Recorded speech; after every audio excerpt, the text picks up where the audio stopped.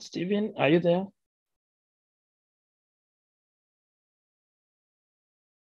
Yes, Mr. Ronald. Okay. I could see when Mr. Murumba had already connected. I have already put it on YouTube, but you need to record in the cloud when you start. Okay. I can see Brian's audio is still connecting. Yeah. Matthias is back. Matthias, welcome. Good evening. Good evening, Matthias. I was just telling Stephen. I was telling Stephen I'm sickly myself. How are you? I'm not at my best, but Stephen is here and Brian is connecting. But Stephen can host us? Yes. I'll be listening in when I can. Okay. I'm also very far away here in Iruero, but I'm going to have logged in, and I hope the connection will keep us on until we finish the presentation. Okay.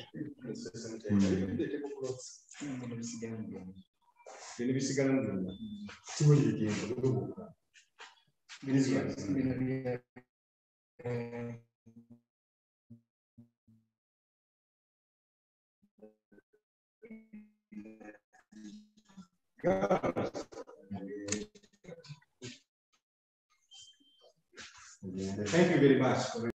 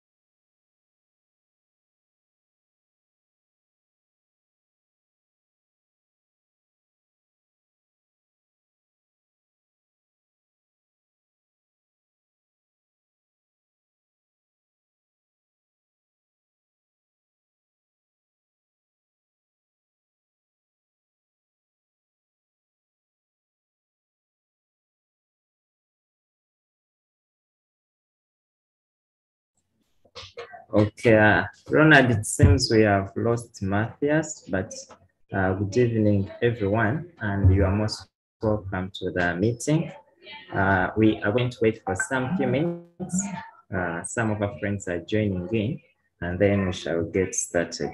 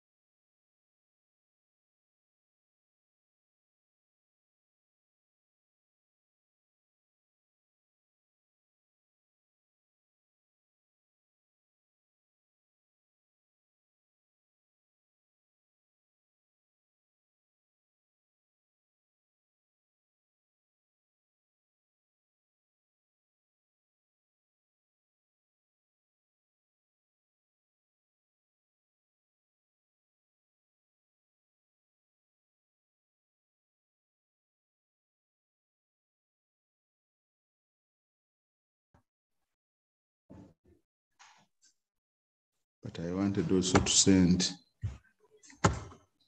this. Wanted to send.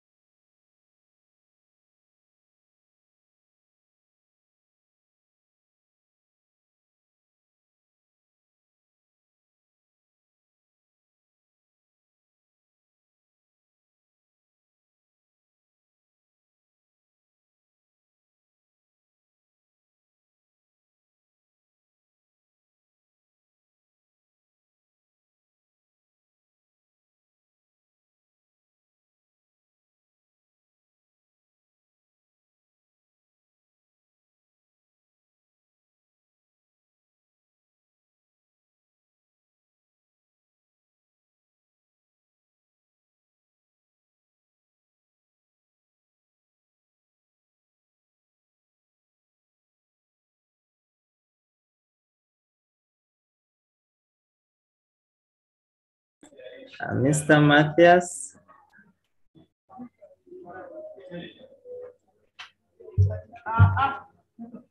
Hello. Yes. Hello. Yes. Hello. Yes, Mr. Matthias. Yes, Stephen. Yes, you are clear. Very clear. Good evening to you. Yes, good evening, Mr. Matthias. How are you? Very fine, thank you. We are happy to have you today evening. Yes. I hope you have started the meeting.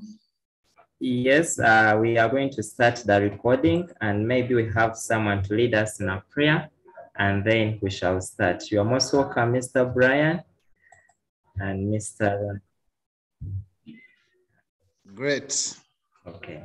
Can we have a volunteer to lead us in an opening prayer?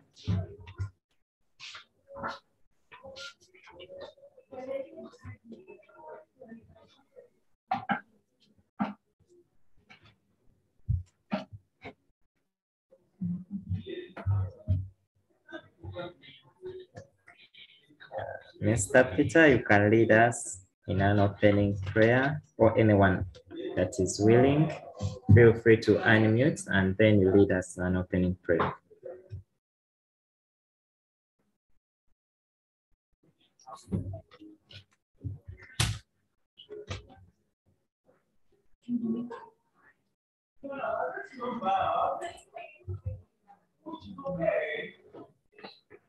Okay. Okay. I think everyone has at least has had a silent prayer. We are going to. Okay. So we are going to invite Mr. Matthias to start on the presentation, and then we shall have, I don't know that Mr. Brian. Yes, Mr. Kaziba. Yes, I think you can first give us some opening remarks, and then you invite Mr. Matthias to start the presentation. All right. Thank you, Mr. Kaziba, for the opportunity. Good evening, ladies and gentlemen. I welcome you all to today's meeting. Today we are going to have Mr. Mulumba present to us about the abridged curriculum.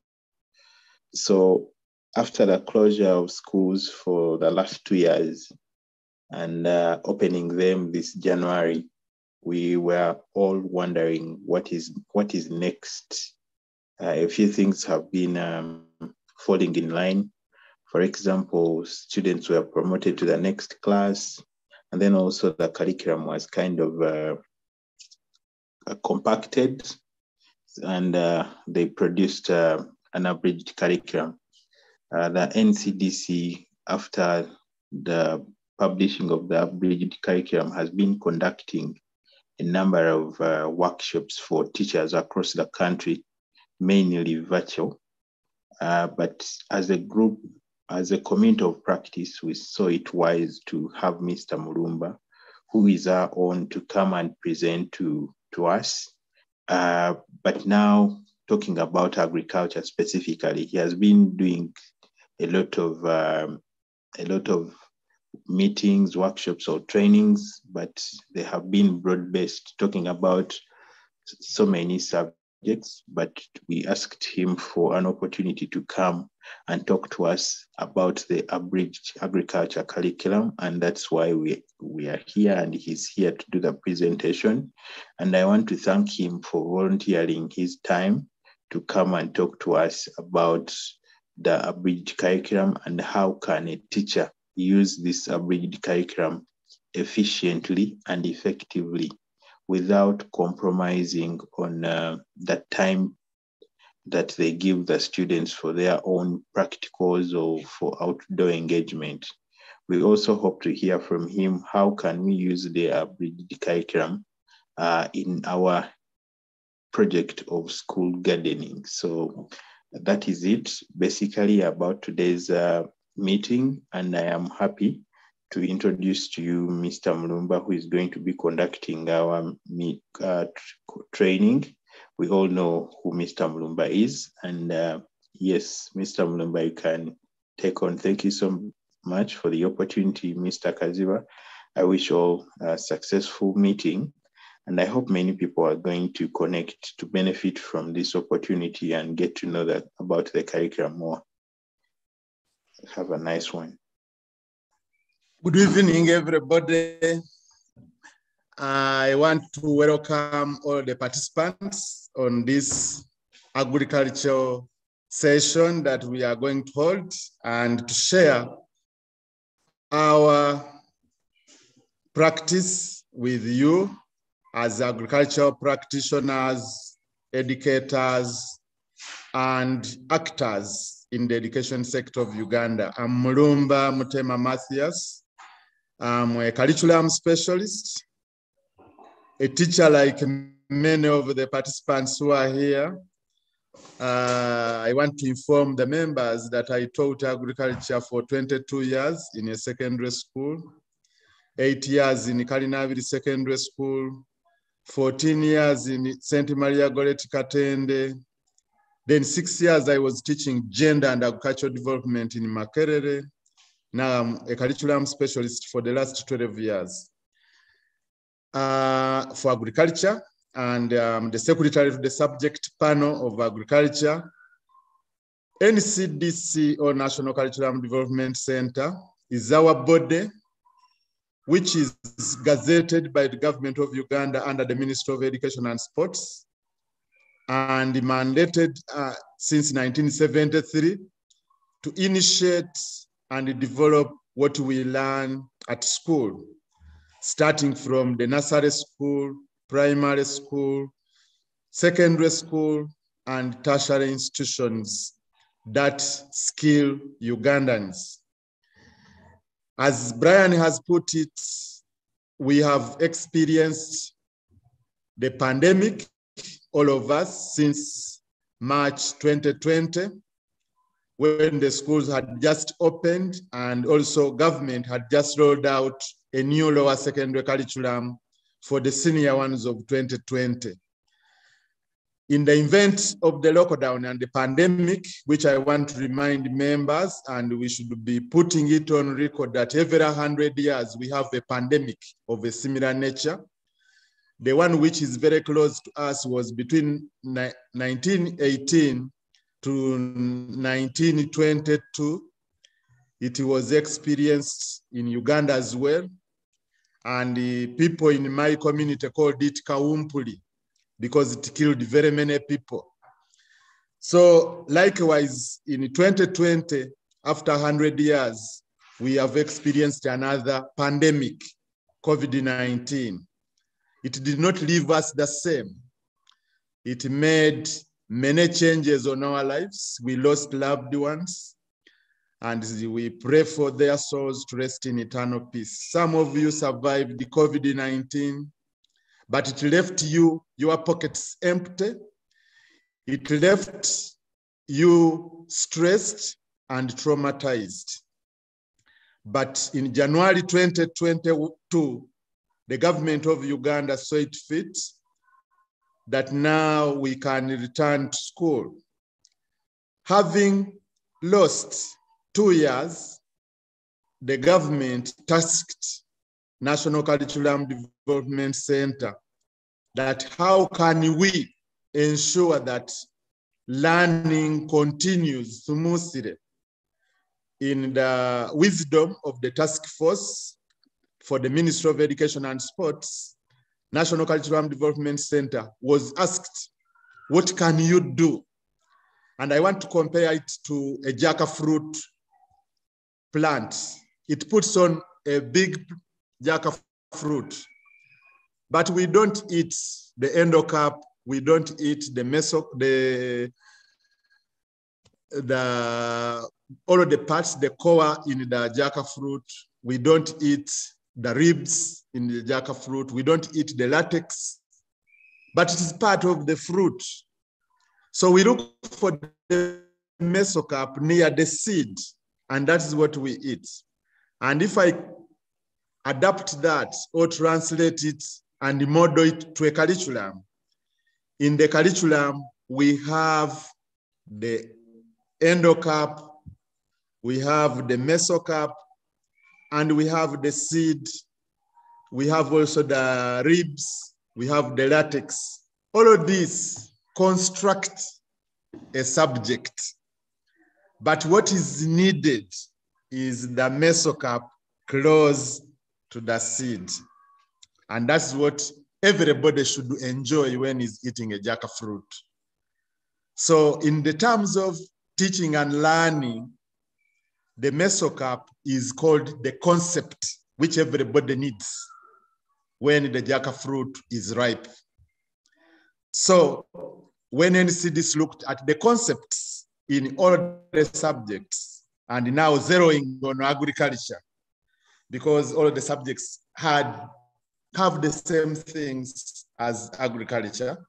They have the concepts, they have the content, and they have what makes up the subject, the different parts that make up the subject. So in agriculture, there are two main concepts that are taught world over. We call them global ideas. The global ideas are crops, crop production, and animal production. And when we want to reach the consumer, or when we want to successfully grow the crop or rear the animals, we use the machines, and then we process the products and we sell or find the buyer. So in that way, the curriculum becomes complete. So when we looked at our agriculture, we realized there are two main concepts. And these concepts are crop production and animal production. So what we did with the panel that I do the secretarial work for, we agreed, and I recorded that the learners should study about crops, they should study about animals, and the things that support crop production and animal production. So in light of that, we designed a new set of things to be learned.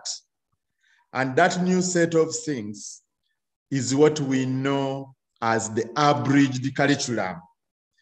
What the Abidged curriculum is all about is to look at what are the concepts, and we remove, if we go back to the jackfruit, we remove the latex, you remove the core and put it aside because you are not going to eat it. You remove the endocap, the outer part of the jackfruit, you remove it, throw it away, and you remain with the mesocap, which has the juice, the sweetness, and the seeds if you want to use the seeds for more practices. So the Abidged curriculum only shortens to the concept, and we don't lose the concept because that is the global idea taught by all those people who studied the subject of agriculture. So for senior 2, we said now these learners have been promoted from senior 1 to senior 2 of the new lower secondary curriculum. This one. So we said, what are the things that relate to crops that these learners that relate to animals? Then in the time that we have, how much of that can be covered? So we realized that our learners in senior 2 will need to study 2 crops. 1, vegetable growing, which is compulsory to all of them. They need to study vegetable growing. And when they study vegetable growing, these learners will be able to know about crops, but they can choose a second crop to grow from the other 5 or 6 that are there, depending on the resources available to them. So vegetable growing will be studied by all the learners using the modern production methods. And here I want to warn all of the teachers that we are not talking about telephone farming where you stand in your chair and call the workman at the garden that how are my crops looking like? It should be hands-on and in a modern way. If you are growing maize Is it 75 centimeters from one row to another? Is it 45 centimeters from one plant to another? That is the modern production practice. And if you are allowing the learner to get the practice, are you using 56 plants of maize for the learner to get from planting to harvesting and taking these maize products for sale? The learner must reach the market with his crops. If it is vegetables and we are growing cabbage, can the learner have 50 plants of cabbage to grow, harvest, and take them to a store? So that means our garden projects that we are promoting becomes handy, becomes a way to go. We must have gardens, and these gardens should follow the modern production approaches. If we do that, we are ensuring that these learners will be able to leave school when they are able to do it. And that is what competence-based curriculum is all about. It asks you, what can you do when you have interacted with the teacher and the books? What can you do? What can you do for the market? How can you say, I've been to an agriculture class and I can do nothing? If you have been in an agriculture class, I expect you, I was in this class, we were studying about vegetable growing. This is what I can do. I can make a nursery bed and produce seedlings that I can sell. So if learners are going to have a nursery bed, they use some of the seedlings to plant there, each one his or her 50. The rest, they go and sell to the community, whether in the school compound or outside the school compound. That is the direction of modern production approach, that everybody reaches the market. So they will choose from cereal growing, root tuber growing. They will choose from coffee, cocoa, tea, a crop which is possible in their situation. So that will be the second crop out of the 5. While with animals, they will choose in poultry, they will choose between poultry, fish, rabbit, and goats. And if it is poultry, every learner should have a minimum of 10 chicks, every learner to look after. So if it is a group of 50 learners, you look at how many birds that you will need. But resources may not be available. You can reduce the ratio, but should not be less than 2 birds per child, which they can look after. And when the 2 birds are reared, they can sell the droppings to those who want them. That's the first product. They collect all the droppings and sell them. They collect all the feathers that have dropped and sell them. Then, if the birds are for meat, they are able to dress the birds and package them and sell. If they are for eggs, they should be able to rear them until the birds start laying eggs, and the learners put the eggs on the trays and sell either in the school community or they sell in the open market, such that they know the whole value chain. And that is the modern production approach. You must know the actors and you work with them in the production line. Having said that, when you are carrying out growing of crops and rearing animals up to the market, you need tools and equipment. So it is an integration that if I want to teach about nursery bed, to establish the nursery bed, I will need tools.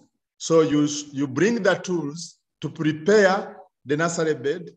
And as you prepare, you say, what is this? 1 or 2 learners will teach their friends through peer learning. They will say, this is a hoe, this is a rake. And then how do we prepare a nursery bed? 1 or 2 learners will be able to do it. And the teacher will use probing questions to drive the learners towards the standard. So if the learner says, we dig, open up the soil, cultivate the soil, then the teacher, would our smaller seeds fit in that soil? Then another learner will say, no, they break the soil. So now the teacher uses probing questions to be able to drive that a nursery bed requires fine teeth. Then the teacher also, is it enough just to plant the seeds in the prepared soil? One learner would say, when we were at our home, we added some cow dung. Then the teacher there comes, fertilizer has already come. The child has already created a starting point to introduce addition of fertilizers in the nursery bed. Then after planting the seeds there in the rows that have been drilled on the raised platform of the nursery bed, do we leave it open? Why don't we leave it open? The teacher is now posing the probing question, and the learners, one or two of them, has already had the experience. We have moved away from the notion that Rousseau put that people come to your class with a blank sheet. That is not true. People from the womb, they come with ideas which you need only to trigger off. And when you trigger them off, the people will give their views. It may not be in the words that you know, but it will be in the words that they understand. And for you as an expert, you translate them into the standard that you desire through probing questions. So that is senior 2. We shall also do soils, because as they do the nursery bed, the field seed bed, they will be interacting with soil. So when you finish making the nursery bed, you carry samples of soil to the class such that you continue. As the nursery bed progresses, you are continuing with examining the soil properties. You look at the drainage of this soil, the capillarity, determining the amount of air in the laboratory or on the field. All those are possible, but they should be hands-on, and the learner should do journaling. Unfortunately, many of you were not taught journaling. Something went wrong somewhere in the teacher training. So we need now to bring it back, where the learner will say, I've learned this today. This is what I want to know more about. This is what I will ask the teacher about. And this is what I'm going to research on. And then the learner will journal. And that is what we need the learners to write. The rest of the work will be done in groups, as the teacher's guide will tell you. We did that also for senior 3. And here I want to remind the fellow teachers that many of you have not been teaching farm structures in senior 3, yet the old syllabus has been clear that we teach farm structures in senior 3. Also, many of you have been teaching milk, meat, elasticity, what, everything which is not even on the syllabus. And some of you are setters, and you have been setting these questions, making some of us to quarrel with the chief examiners and the examination officer at UNEB, and says, this was given to me by agriculturalists. Unfortunately, we don't have an agriculturalist there. That's the unfortunate part. So I meet people of biology at the examination body, and they tell me, the teachers of agriculture, the ones who said these things. Then I say, do they know the syllabus? But already it would be too late, because the learners will have already failed. So you, the teachers of agriculture, stick to the syllabus. Go. The examiners who are setting papers, we have very many who are setting papers. You should use the syllabus to set. I remember one year I was taken to Nabisunsa, and I brought the A-level syllabus to the setters there. My emphasis why I came there was to help you know what you need to set. So likewise now, we have uploaded the Abidged curriculum on the website. Everyone, I want to use this opportunity also to make you digital literate. We are in the 4th industrial revolution, and if you are a teacher of agriculture who is not computer literate, I beg you, I repeat, I beg you, start learning computer now and continue every day. Use 1 hour to learn how to use the computer, all the programs that are there. By the end of the year, you will be a different person.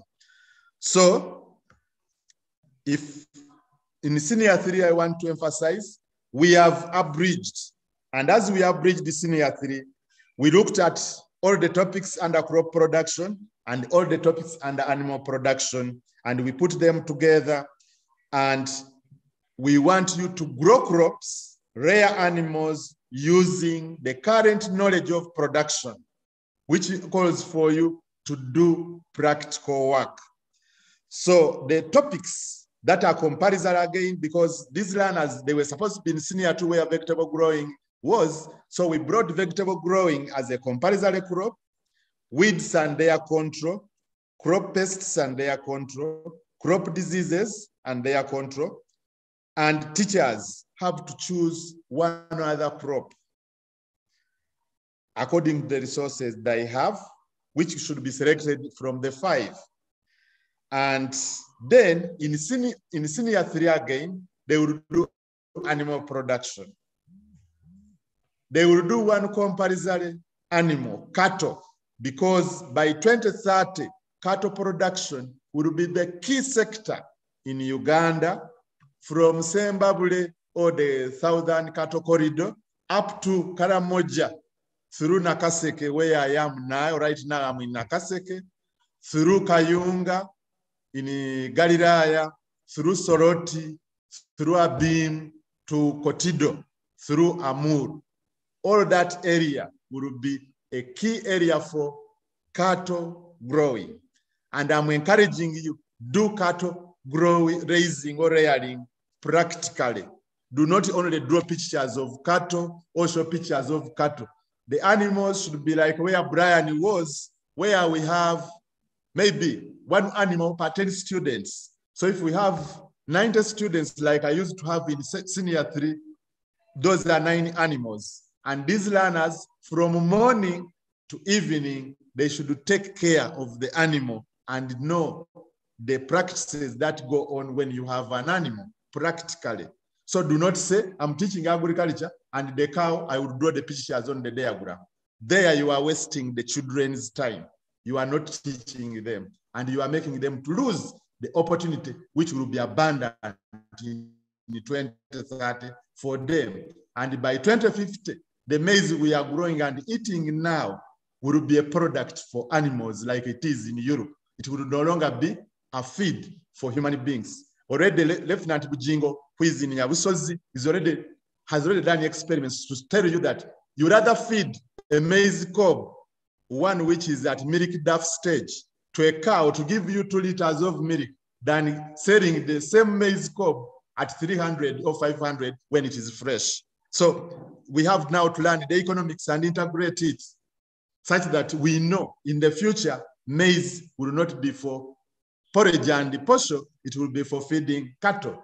So cattle is going to take the lead in animal production in this region, and these learners will be the main actors at that time. They will have left school and they will be the ones paying the taxes.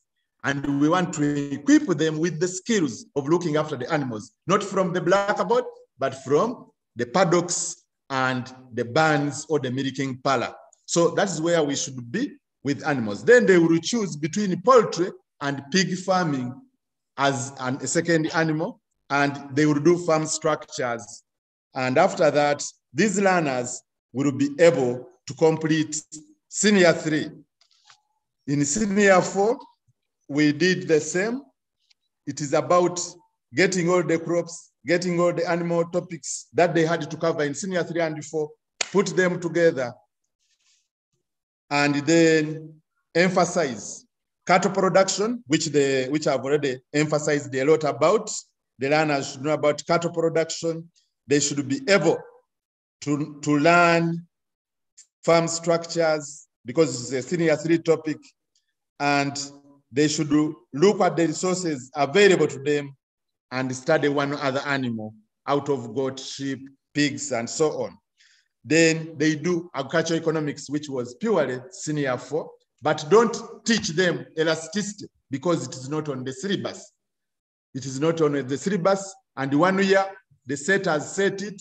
We had even to change that we relocate the marks that people had scored on the learners on elasticity. And all these things, some of the teachers don't know. So I encourage you to follow the syllabus.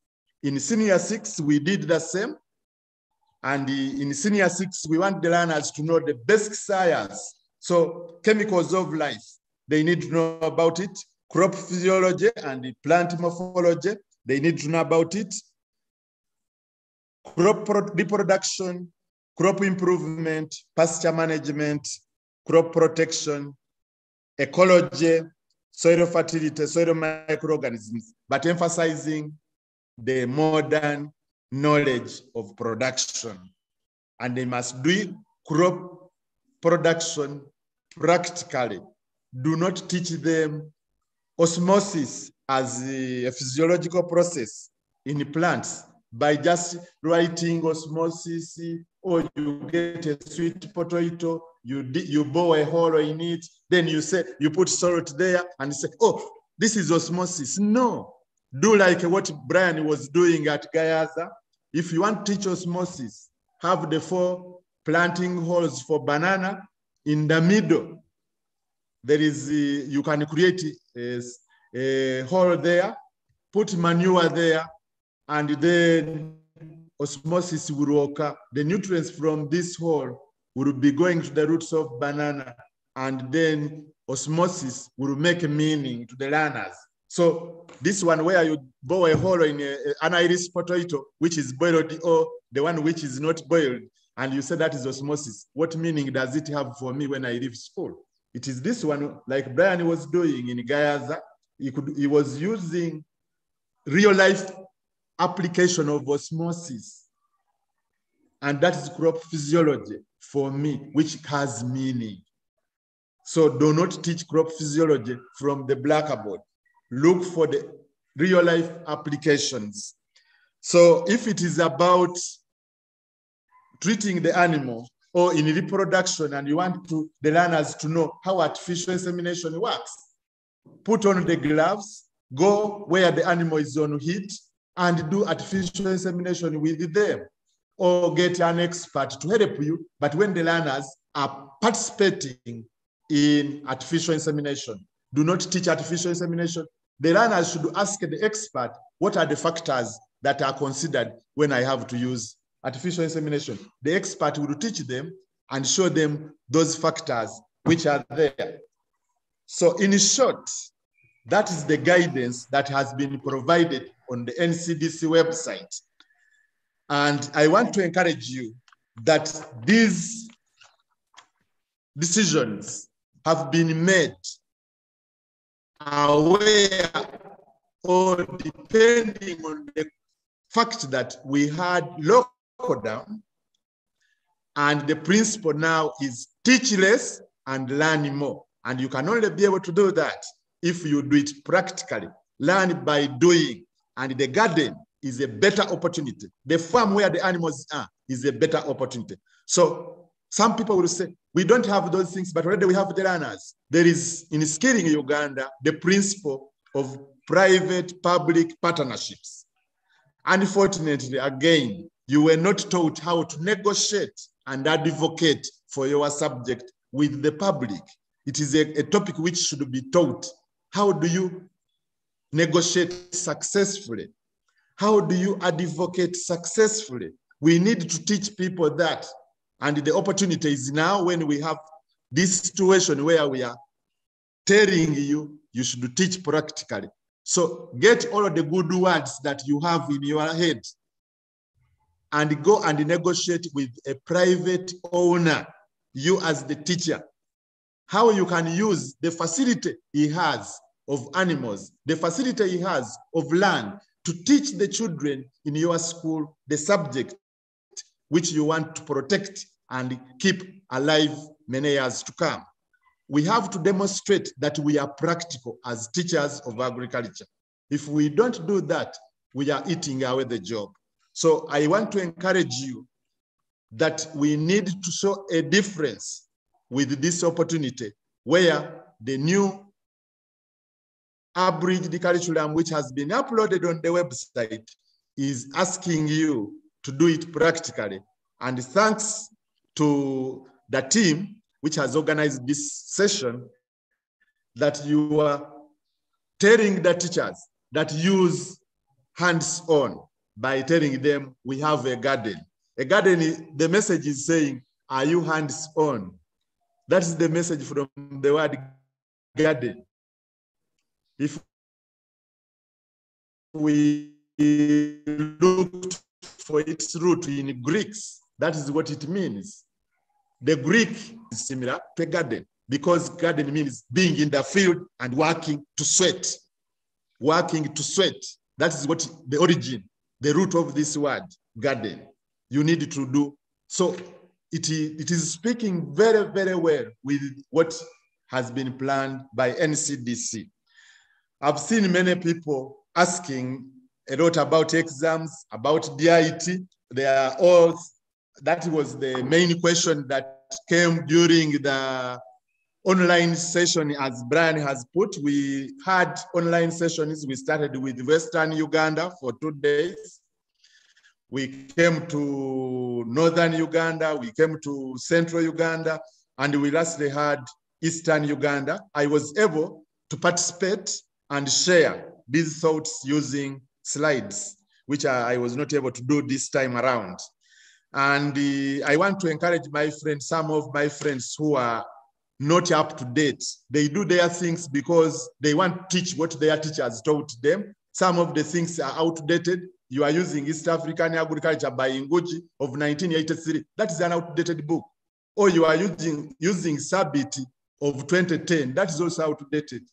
So, or you are picking pamphlets written by some people like my classmate Omnyin or my friend Chiriman. Those are pamphlets. They are tailored towards passing exams. They are not books for teaching. So you decide.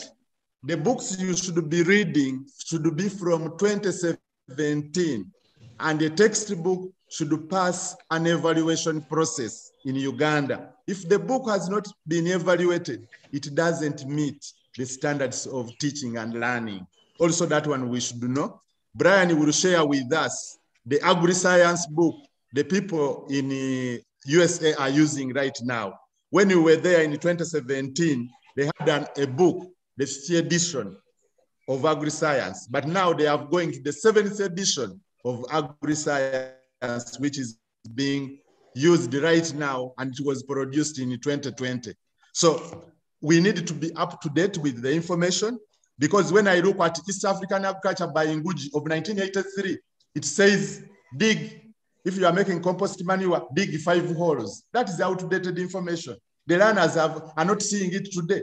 So if you teach that and you go to the examination body and you start assessing that, you are the one who is failing the children, because the reality is we are using only 1 heap and compost manure takes only 18 days. So who is confusing who? Who is destroying our children's esteem and making the children to run away from agriculture? It is us who are not up to date. So we need everyone. If you get a book which is not produced in 2017, 2018, 2019, 2020, 2021, that book is outdated. We put it in the archives. It will be used as people research on the history of agriculture. So that is where we should put them. Do not use them to teach anybody. They are for research, those who want to know how agriculture history has been there. So we need to do that. Also, it is important that assessment is done the right way. We are going to teach all the regions about assessment, both for UNEP and for DIT. We are going to do that. DIT is ready. Even today, those who were on Pakasa or who are going to watch Pakasa tonight by Omumbeja Leida, I want to encourage you to be there, because I've made a program where I'm participating and informing you how we are going to do the DIT assessment. So I want to encourage you to listen in, or to watch Omumbeja Leida in today's Pakasa of Saturday. DIT is mandatory for those who will choose agriculture. If you choose agriculture, you have now already 26 occupations, and you should choose one where you want to be assessed and certified.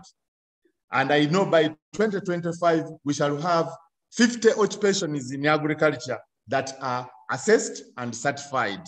So it is important for the teachers first to know the 26 that we have already made for agriculture.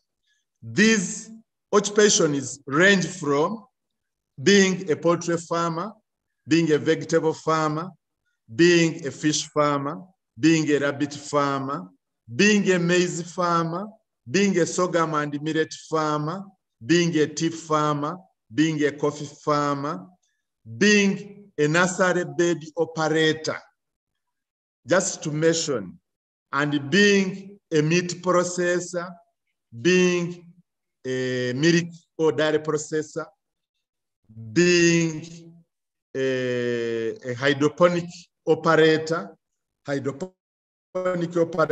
because already that is the key. And I don't want to preempt what I've put on Pakasa, but I want you to watch attentively and see how a 15-year-old is running a hydroponics, which she started during the lockdown.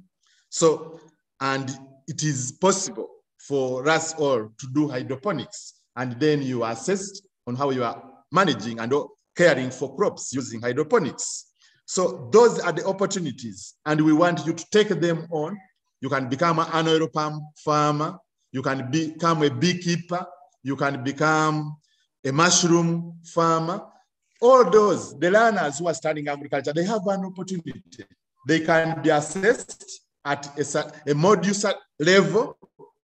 There are modules like establishing a garden of coffee. And the learner demonstrates that he or she can do it. And when he does that, DIT will send 2 assessors to come there, and the learner demonstrates that they can establish a garden of coffee, or a garden of maize, or a garden of sorghum. That one is going to be possible for all of the children. That is at a module level. But if they do the whole occupation, they will be assessed at level 1, which will equate them to senior 4. But they will do this assessment in senior 3. Third term, the schools that will be ready, the learners will be assessed. Because in competence-based, it is multiple entry, multiple exit. So learners who are ready will raise their hand and say, for us, we want to be assessed by DIT. And then the teacher will organize with the DIT to send the assessors, and the learner demonstrate to the assessors that they can do. The assessment by DIT ranges from 40 minutes to 6 hours in an occupation of their choice. Then with UNEP, we shall have exams, and the exam will be there using 3 or 2 papers. One will be a theory paper. The theory paper will have 10 short word questions, short words, 1 word or 2. 10 questions, each one 1 mark. Then they will have 5 short answer questions. Short answer, that is 1 sentence to 5 sentences. And those will be 20 marks because each question is 4 marks. Then the learners will have 5 essay questions, and they choose 4. Each question is 10 marks, and they will be situational judgment questions. That is how we got it from the test of specifications, which guides us on how assessment should be in a subject. Then we have also organized a practical, and there will be 5 numbers, and each number is 6 marks, a total of 30 marks. So the practical will be also demonstrating what you can do. Not this one where you bring the knapsack sprayer and people are identifying the parts. But when you give them the knapsack sprayer, they cannot use it. That one is outdated. If there is any question on a knapsack sprayer, it will be that we have a garden there, go and spray it, and we see how you do it. So that is the difference, and it is a high order for many of you, and I'm encouraging you. You will only be able to pass the exam, as many of you are yearning for it, if you become practical, hands-on, or use the word garden, that you are in the field and doing things. With all that, I want to encourage you that you are welcome to promoting agriculture, which is practical, hands-on, and equipping learners with the skills they need to survive many years after school. Thank you for listening. I want to take it to the host to allow members to share their views with us, and then we respond to a few questions or feedback that we may have. Thank you for listening in. Over to the host. Thank you, Mr. Mulumba, for the presentation. We are very grateful as a team for your time and for your knowledge that you always share with us. I have been writing some questions that have been shared in the chat, and I think I'm going to first share those. I'm going to share them on our screen so we can get to see them, and then we can hear you react. But one of the key things that the teachers keep sharing ever since the curriculum came out in 2020 is loss of jobs. So Mr. Mulumba, what is your take on that? What does teachers need to do? Because I know that everyone wants to make agriculture compulsory because it is the backbone of our economy. Surprisingly, agriculture is the backbone of so many economies, and I have not heard of any country teaching it as a compulsory. So maybe you might need to talk to us about what is there. Why isn't agriculture a compulsory subject, yet we are living in Uganda where everyone should know about farming? And then what should teachers do to make sure they keep their jobs, but then also students in their schools get, even if they are not in their agriculture class, get to know a thing about agriculture, something I would call agriculture literacy. Thank you.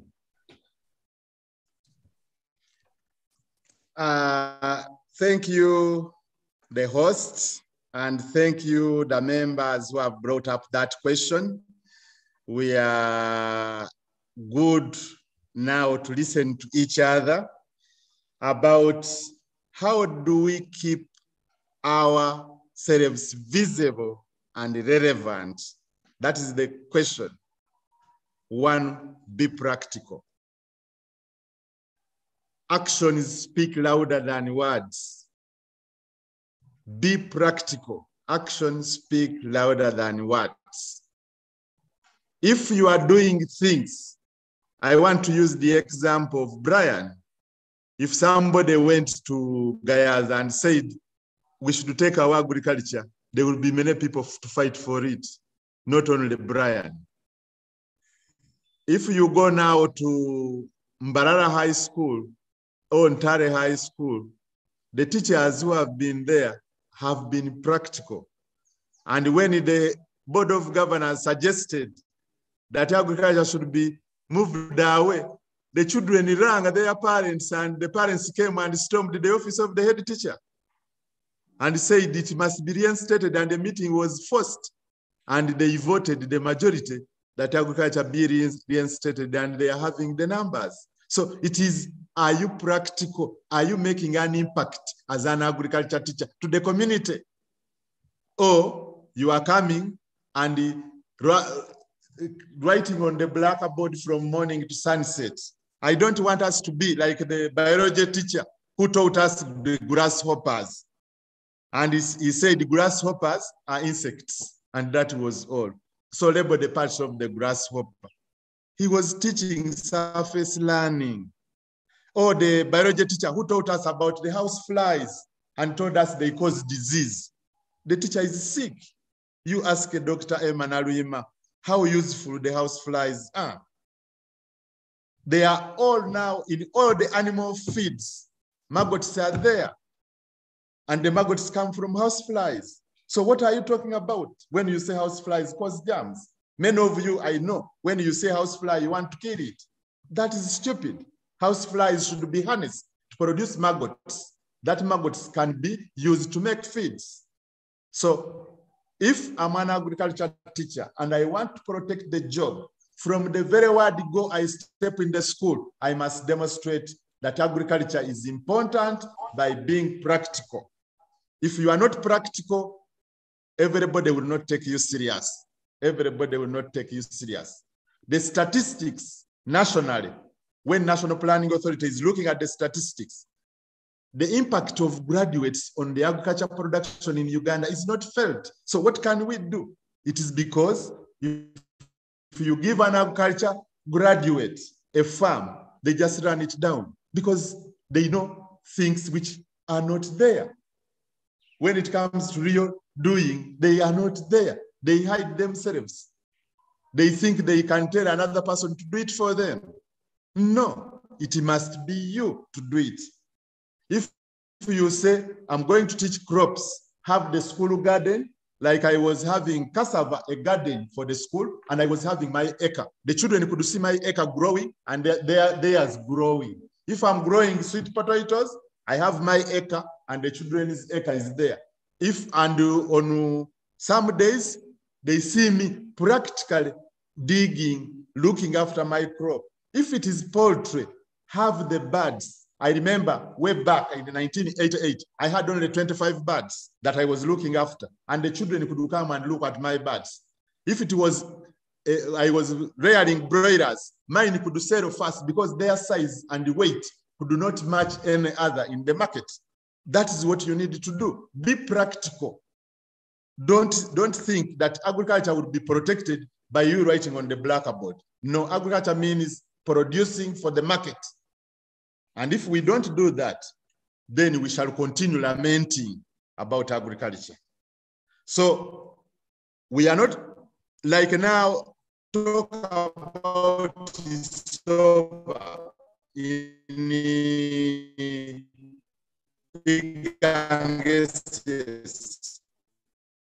talk about Glomba in Toro girls.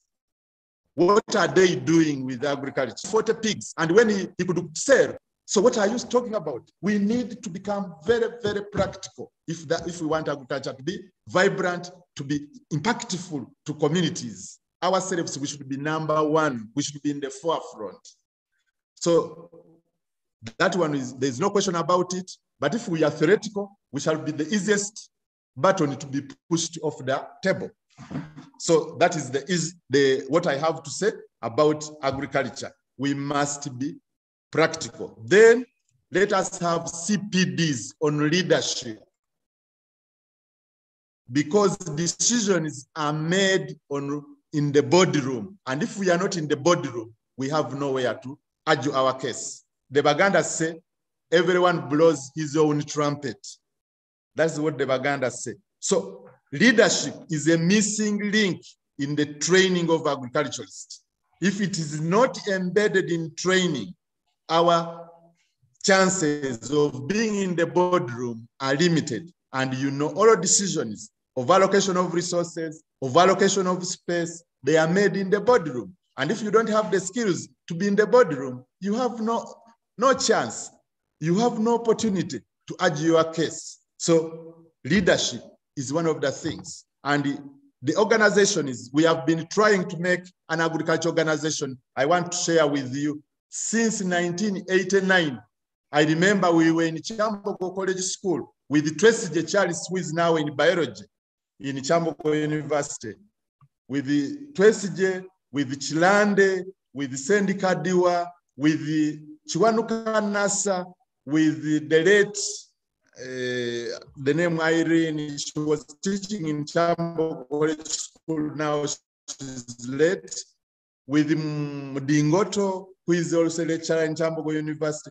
In the way back in 1989, we wanted to form an agriculture association to fight for agriculture. The only thing we managed was to talk to Sabit to see that agriculture has more weight. And Professor Sabit took us to the Senate of Makerere to urge for agriculture, because if you are not in the Senate, nobody is going to urge for you in Makerere. So those are the issues that we need to handle. But if we sit on our laps and we think we have graduated, we have PhDs, we have masters, and we are not in the boardroom, we are nowhere to fight for agriculture. So I encourage you, it is not enough. Be a lifelong learner. And one of the things you should learn is leadership and how to negotiate in the boardroom. Leadership can introduce you to that. So if we are not there, our role, we shall be always in the periphery, not even in the near the serving table. We shall be very, very far away in the periphery, and our impact will not be felt. So that is key. And I am encouraging you that the focus should be well strategic. Are you strategic? Does what you do now have an impact now and in the future? If you don't have the strategic thinking, then you are in trouble as agriculture teachers. We are in trouble, all of us. We are eating away the job because we are not strategically focusing the subject. If you want to pass people with D1, but they cannot even vaccinate a chick, then what are you doing? They have D1, they have principle A, but they cannot vaccinate a chick. Then you say you are teaching agriculture? To me, it is not. It must be hands-on, it must be practical. And that is my cry for agriculture. So somebody is also saying, head teachers, how many of their culture teachers are becoming head teachers? And those who become head teachers, how many of them are promoting agriculture? Because also we have people who came to look for shelter in agriculture. When the sun shines and the rain goes out, they will disappear. Their passion for agriculture is very narrow. They are just looking for shelter. They have their other goals, not agriculture. So we would like to create a critical mass of people who are passionate about agriculture, who see that they need to fight for agriculture. When I was reading the history of German agriculture development in Germany, way back in 1690, it was only 6 agriculture graduates who shaped agriculture in Germany. It was not many people. So those are the issues. Not everybody will do it, but we need to get a critical mass of people to push agriculture to a better level. Yes, Brian, host, can you have another question? Yeah, actually, I'm not the host. It is Mr. Kaziba and Mr. Dungu, but I'm just leading the session. I want to thank you for your reaction to agriculture being made compulsory and what teachers need to do. And for me, I think as a team of teachers over time, we have been we've let this happen to the subject because many of us have not done what we were supposed to do in terms of promoting the subject and all. So maybe this is a wake-up call for us to do better than what we have been doing, so that maybe even the president or the minister of education can say, well, these guys deserve it. They need to be the compulsory subject and not this subject. So it is our time to think outside the box and do something extraordinary. But Mr. Mulumba, someone is wondering, and I know you talked about this, when does DIT come in to assess? And do they assess all learners at the same time? As a teacher, when do you know that your learners are ready for assessment? Thank you. Thank you, host and the moderator. We are having DIT assesses learners or candidates who are ready. It doesn't assess those who are not ready. Only if you are ready, DIT assesses you. because it uses the main principle of competence. The principle is called multiple entry, multiple exit. So DIT has assessment every 2 months for those who are ready. But for the lower secondary curriculum, we have set it that they will come at the end of senior 3. But learners who will not be ready by the end of senior 3, they have an opportunity to be assessed another day they are ready, so long as they present themselves at an assessment center and they register.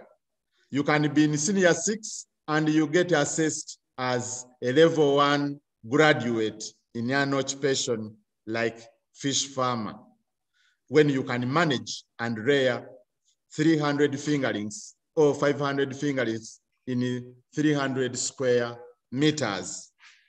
That is level 1 of a fish farmer. You rear 500 fingerlings successfully in 6 months in an area or a pond of 300 square meters. That is basically that. And the important thing is that you must be ready, because we want those who say, I can make a nursery bed and produce seedlings that can fetch money in the market. I can produce fish, which is 1.8 kilograms in 6 months. Those are the people that we want. I can grow cabbage, and each cabbage will be 2 kilograms by the end of the growing period. Those are the people that we want. Or I can establish a coffee garden, and each harvest you can get from my plant 3 kilograms of coffee berries. That is what we want. It is that kind of thinking. Or I'm a maize farmer and I can produce 56 maize cobs to feed a family for 7 days. That is what we want, not just say, I'm a farmer. What can you do? That is the issue. I do all the practices and I'm able to produce a product for the market. And that is key. And my friend, who is Gerard and Movad, we have different values we hold. And when you hold the wrong value and Mulumba holds another value, or the right value and Mulumba holds the wrong value, we shall not be speaking on the same page. So I want us to be on the same page with you. And the page I'm talking about is that be practical. Thank you. Host, another question. Thank you, Mr. Mulumba. We have a few people who have raised their hands. Let's give them an opportunity. First was, I think the name is Mavadi. Yes, his name was up. Mavadi. Yes, in a minute, sir. What is the question to Mr. Mulumba? And then thereafter, we shall have Ambrose George also to raise his comment. Thank you. Mavadi? I think he has... Unmute and tell us. I think he has... I need to look for him. Ambrose, yeah. What about Wanzara Ambrose? I see his hand up. Ambrose, please shoot as we wait for Mavadi to get back. I think his network got kind of disturbed. Ambrose, unmute and tell us.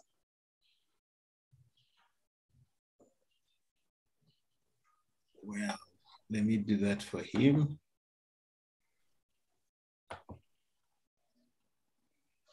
Well, I don't know what the problem is, but let's hear from Brenda, because also her hand is up as Ambrose figures out how to unmute. Brenda, yes, you can talk to us. You are unmute. Yes, good evening, everyone. Good evening, Brenda. My question it's a submission to Mr. Mulumba. Yes. Agriculture, currently, they want everything to be hands-on, which is good and we do appreciate for the agriculture sector. But the challenge is we're having some government facilities, government farms, we're having cassorery farm, gel stock farms, their government facilities. Regarding to that, I think we can still engage the government to work on these things so that everything is working on the farms, because these farms are there, but they are totally down, apart from Kasori, which is being renovated since 2020, if I'm not mistaken. So students do incur a lot of expenses, whereby we have to tell their parents, we need this, everything in agriculture, it's costly. But in case we wish these students to learn everything hands-on, I think the government should put in a hand so that at least some services are being delivered to students, but at a fair cost or no cost at all. That was my submission. Thank you, Brenda, for that submission. Maybe, Brenda, I think you are in the area of Kayunga, Wiyikwe, Mukono there. Don't you think there are also some other private farmers that might be having farms that are nearby, where you can have your students visit maybe over a weekend and learn about those concepts you were talking about during the week? That is just my feeling, because government processes can be very, very slow.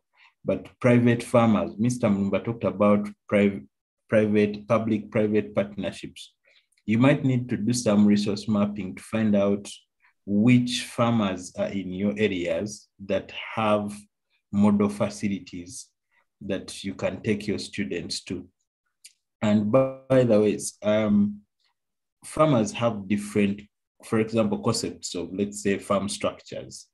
A farm structure at Iganga may not look at as the farm structure at Gayaza, but we need to find which structure works, and then you talk to students about what should be the right stuff, or what is now the modern way of doing stuff, such things like that. So for me, I would ask that you do what we would call resource mapping. You look around your area and find out which people, even if someone has one cow, but it is well catered for in zero grazing, you might teach your learners more from that area than taking them to a stock farm where things are not going on well. They have cows that should be producing 30 liters, but they are producing 1 or 2 liters. So for me, that's my thinking. But yes, let's hear from Alan. His hand is up. Kindly unmute Alan and talk to us.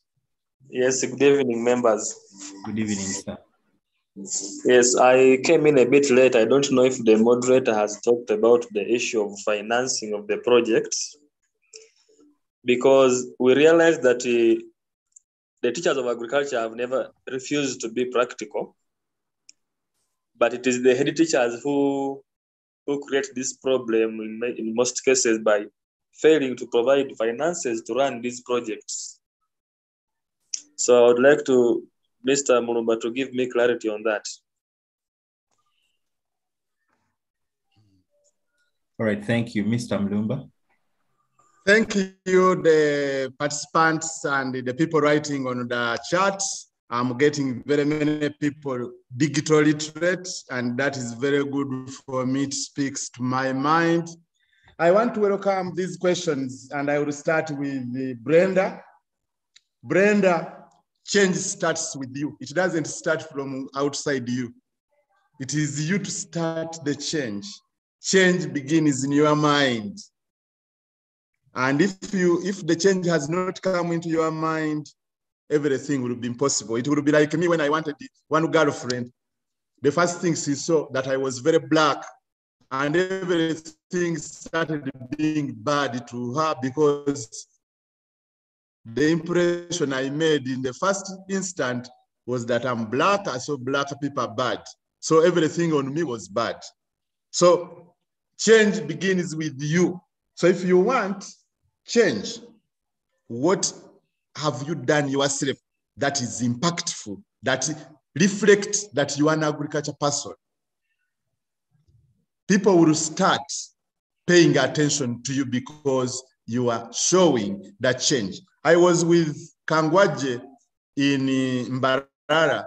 He was growing mangoes, and every evening from his personal garden. He was bringing mangoes to sell in the market. And people started looking for him from the school that we want mangoes because his were different from all other mangoes, from all other people. So it is the change starts with you. Nobody should be a barrier to your change, you as a person. So choose where you want to move the earth from. Einstein told us, the physicist, that if you want to change the world, you must pick a position. And the position you have been given, Brenda, is the school where you are and the small piece of land where you can be able to do it. When I was in Ntinda, in Kalinabiri, the school did not have land, but the community members had land. So what did I do? Can you build rapport with the community members? Demonstrate to them that you're a good person who is willing to be practical. And through social capital, you will be able to attract the resources that you don't have. But if you show that for you, you are high in the sky, and for them, they are low at the bottom of the ranks, then they will not even offer you what they don't use. So we need private-public partnership. I've been at Bukalasa, and one of the problems they are grappling with is how do the teachers training people in Bukalasa pattern with the public. I was also in Uganda Matters University in Kozi. This is still the challenge. Chambogo and Makerere, they have not even started because they are not yet knowing what is important. So if the teachers are not modeling that they can work with the private sector, even the learners will not be able to do it. So change starts with you. I know the schools do not have resources. Even I want to answer the last person, Alan, who was asking about financing the projects and who is to finance. I know nobody is willing to finance something which does not move. It is you to demonstrate first. We call it commitment in project financing. What is the commitment of the person that we are giving the funds? If you don't demonstrate vividly that you are committed and your leg is here, another leg is there, you are not stable, people do not see that level of commitment they think you should show, they will not commit funds to you. But I want to tell you that you need more skills than the ones you learned. For instance, for me, my head teacher, who was in Katende, knew and he wanted a lot about football. So whenever I could plan to go to take a requisition, the first thing I could watch the matches that were there some 3 days before. I watched 3 days before I go there, all of the games that are internationally being played and nationally being played. So the first message when I arrive in the office is to talk in the first 2 minutes to talk about the teams that won. And that is the greeting for me, for him. I just say, good morning, sir. Did you watch this match between this one and this one? You see this one won. Said, oh, you are right. And now I've brought him from whatever he's thinking because his life was you to talk about games. Then I eventually, in the 4th minute, I'm telling him, I've come with this request from whatever he was thinking to his passion, because each one of us has a passion. The second person I have worked with are women, and one of the things they like most is to praise their dresses, their necklaces, their hair, and that for me makes my day. And that's how I've managed to work with many of these females. What they want, speak a message that speaks to their passion. Before you say your story, you need, in the first 3 minutes, to speak about their passion. The 4th minute, introduce your idea. The 5th minute, you are moving out of the office. You don't spend more than 7 minutes. We don't have the time. But if you go there and you start by presenting your budget and you have not brought the person to his likes or her likes, you are off. the negotiation table. And people would wonder, why does this one, he goes to the office, he gets all the things, this one goes there, doesn't get.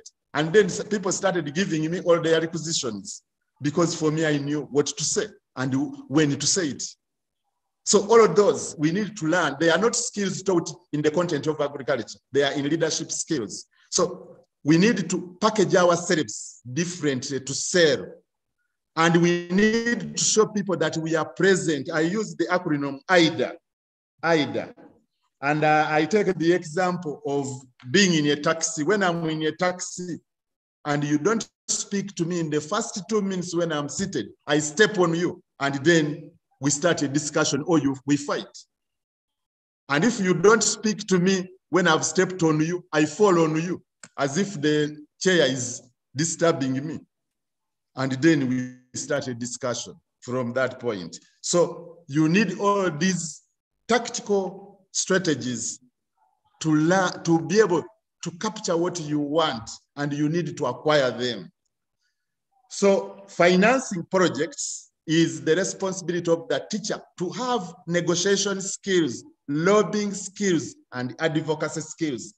Those are the ones that you are missing. The program is made by government. It is like the mold of making bricks. When we give you the mold for making bricks, some of the bricks you will make will be strong enough to be used in the foundation. Others will be just thrown away, but you have made them. So if you yourself, the teacher who is molding the subject, you are not very, very well grilled, well formed, we have the challenges of getting the finance. You wonder, how did Brian get the finances? How did Isoba get the finances? How did Glomba get the finances? Glomba got even animals before people started donating animals. And he was able to negotiate with the head teachers who are there. And they were saving even money for him to buy cows for the children. And the head teacher could listen and not eat the money. That means building good rapport with your leaders. Do you have good rapport? Or you just go and backbite about them? These head teachers are not giving me money. And if that falls into their ear, will they give you the money next time? They will not. So, you do like one friend of mine went to ask the head teacher that I want the Wandering Jew. And I want money, 30,000 for Wandering Jew. The head teacher signed, but later on he was sharing the same information with his friends who were drinking, that the teacher has told me that I give him money for Wandering Jew, 30,000. The other fellow members in the drinking place just laughed. That Wandering Jew is just there in the garden. So if your image you are making to the teacher is destroying the subject, help us and come and learn what you needed to do. So coming to the other things that people are asking about, the textbooks. The textbooks for senior 1 and 2, now I've learned they are ready here in the country. They were printed in India. Longhorn was the first one to get the container here in Uganda. It reached early.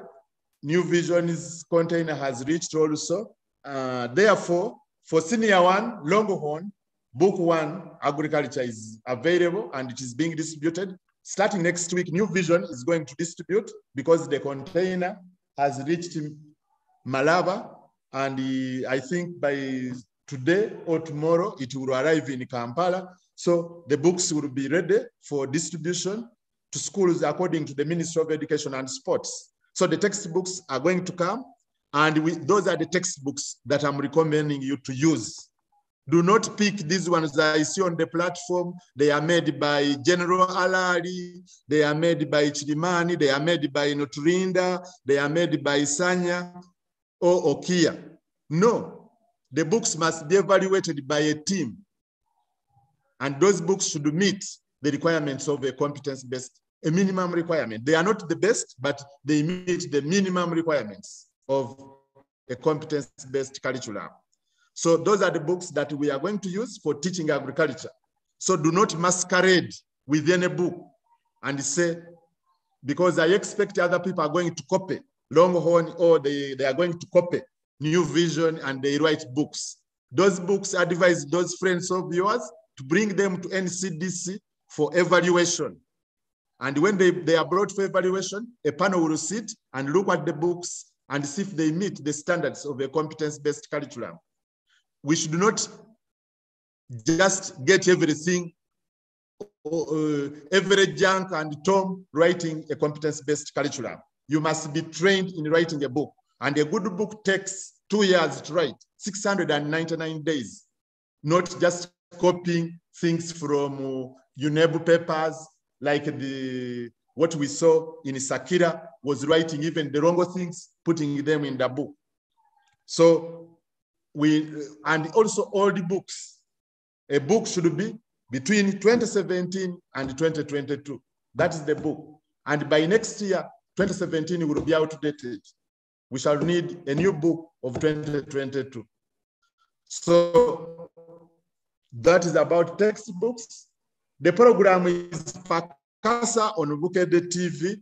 That is the program. And I want to encourage you members, we should be on the same page. Our focus is to skill, not certificates, not exams, is to ensure that people have skills that they can use many years after school. If you are not equipping them with skills, don't waste their time, just do other things, because you are not helping us and you are not helping them as well. There is no value for money for them. Over to the host, Kaziva.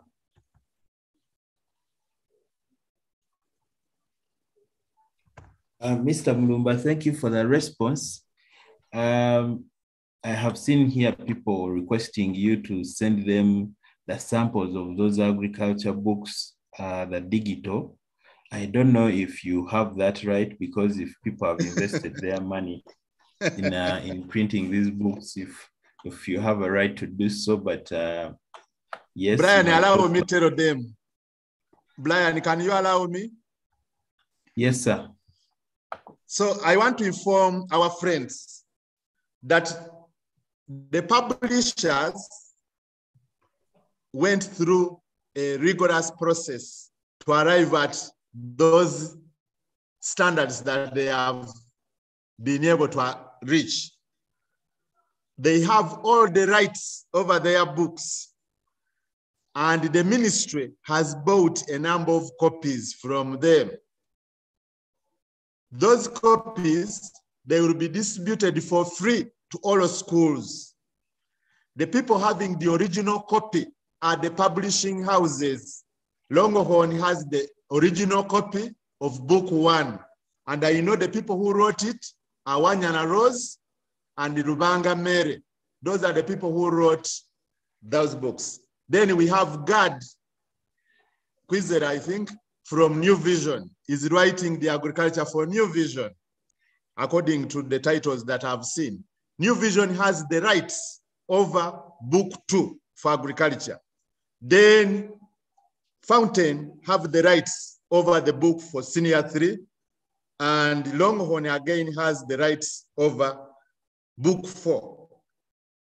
So nobody else has the right. And if you start photocopying it, I will alert Batambuze to take you on, because they spent a lot of money to reach that level. So do not start masquerading that you are photocopying it. They will track you. Even if I don't alert them, they are so much, they have to make back their money they have invested.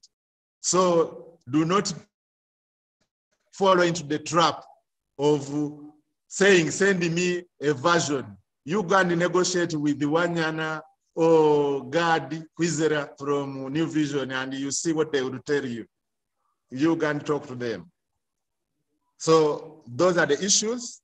We need the copyrights. They have copyrights for their books, and their books passed the evaluation process. It took very many months to reach that level. Do not overrun their efforts. I encourage you, if you want to to write, get training in writing books, not to start asking for copies. Like some people on the platform I read, they say, send me notes of economics. The children in Nakaseke here, where I am right now, do not have the same behavior as those of Gayaza. They are not having the same behavior as those of Guru or Abim or Chisoro. They don't.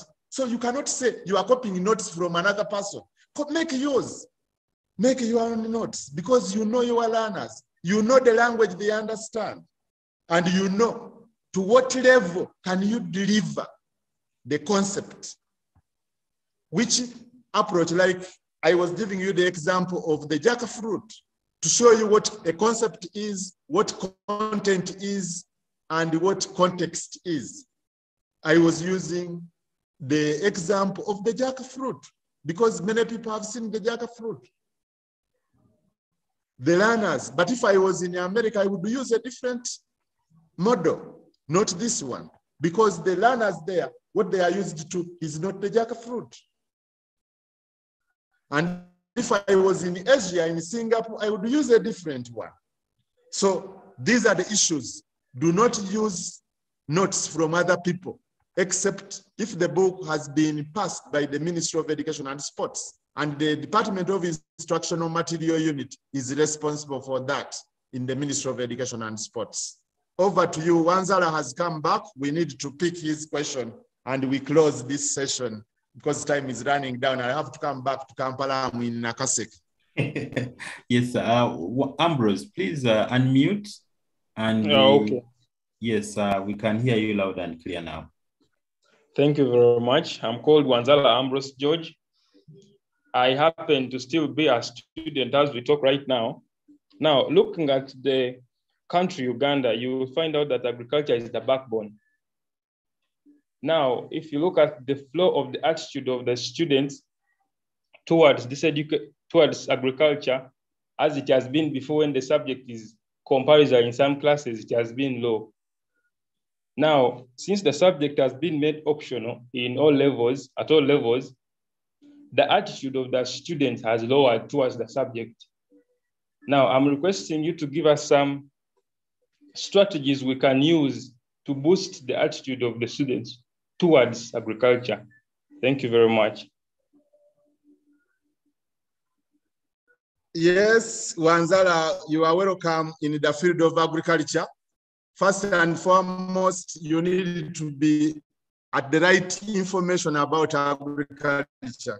And I would encourage you to go on the net and read the history of technical subject by Okero in 2014.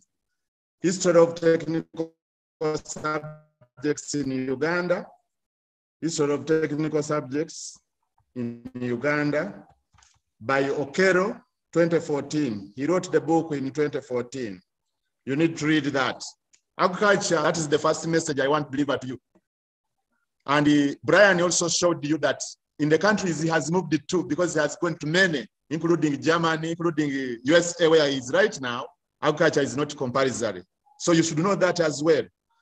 Two, it is you. You are the first marketeer of the subject. The way you present yourself and model the subject will attract the clients to you. Clients go to those who can serve and meet their needs. If the agriculture teachers are presenting themselves in a lukewarm style, they will get very fewer customers. They will get very fewer clients. I remember I was in Kadinabi, it is a town school, but I was getting many students with Mudingoto Piani. We were getting very many students because Mudingoto is very, very practical, very, very practical. And I was running with him the show. When I went to Katende, I was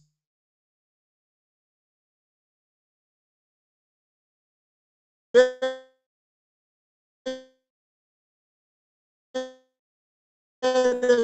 very practical.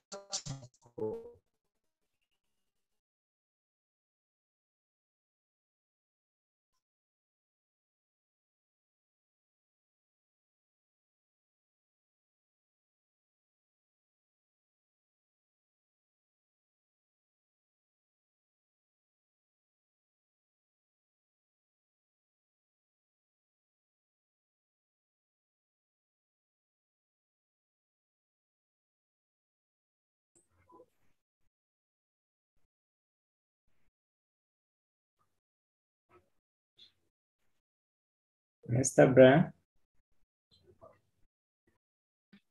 Yes, sir. I think I lost Mr. Mulumba. I thought maybe it was my network. It looks like he's, but he's back. Mr. Mulumba, you went off. Yes. You went... my network went off, but now I'm back. Yes, sir. Yeah, I'm concluding. Yes, sir. That it is us to model agriculture in the best way. In Uganda, they say, the one who wraps badly his luggage fails to sell. So I want you to wrap your luggage of agriculture in the best way possible. And then you will be able to sell, and everybody will be looking for you. And they will say, we are missing you. If you taught us agriculture, we could get this. That is what the message you should have. Because when you teach, even the cockroaches run from where they are, and they come and listen to you. So I encourage you to do that, and we shall be there in business. Ambrose.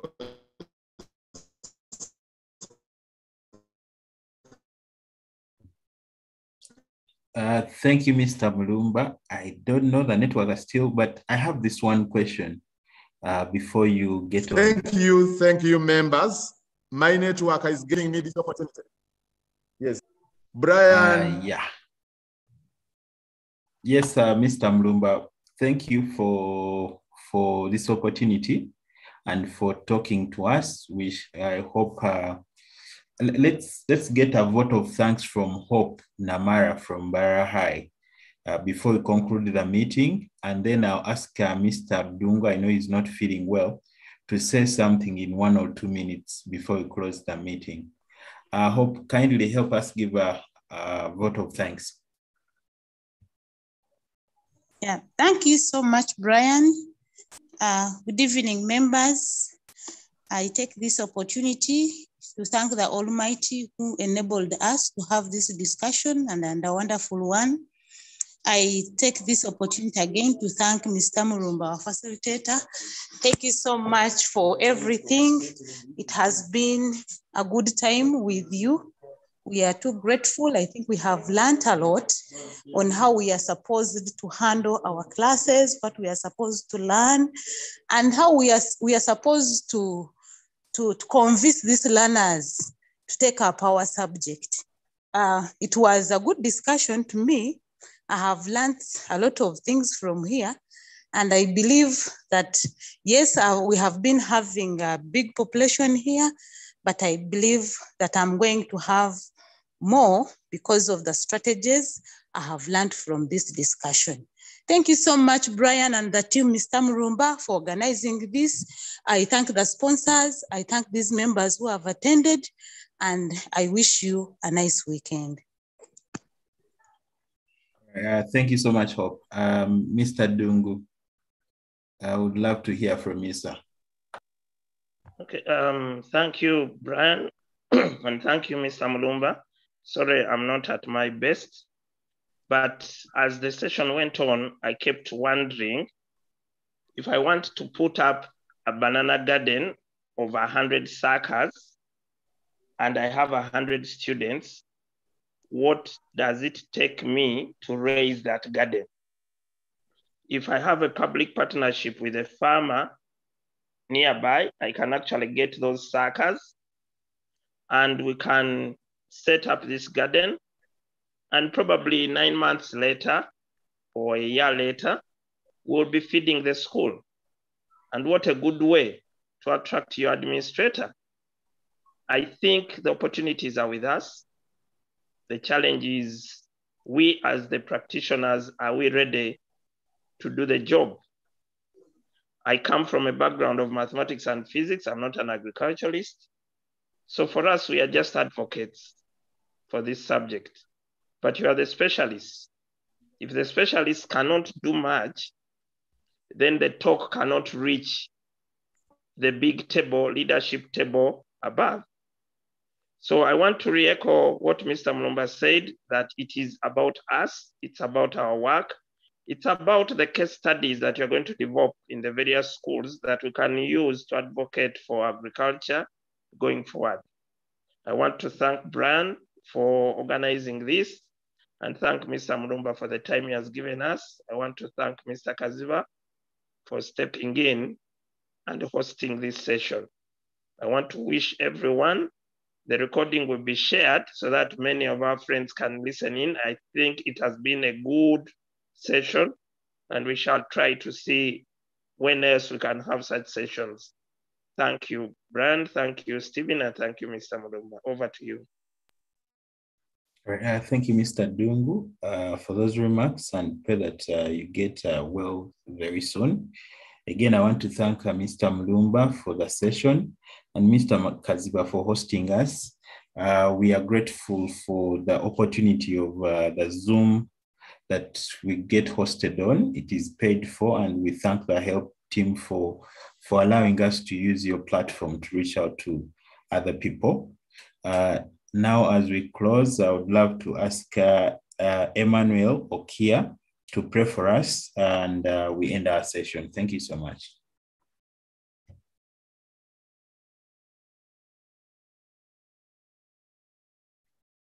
Okia, kindly unmute, or anyone who is ready to give us a closing prayer, and yeah, we can end here. Sylvester, your mic? No, it's not. Okay. Mr. Kaziba, kindly pray for us as we end this session. Okay, thank you so much, Brian. Dear Lord, we thank you for the gift of life. We thank you for the good day you've given us. We thank you for having brought us together to learn as a team and to see that we implement practically what we teach. We thank you for the gift of life. We thank you for having enabled our facilitator, Mr. Matthias, to take us through this session very well. We thank you for the knowledge he has imparted into us, and we thank you for everything. We entrust you our evening that you may grant success and you enable us to go through the night. Will make this through Christ our Lord. Amen. Thank you, Mr. Kaziba, for that closing prayer. Ladies and gentlemen, our meeting has ended. I wish you all a nice weekend and a good night.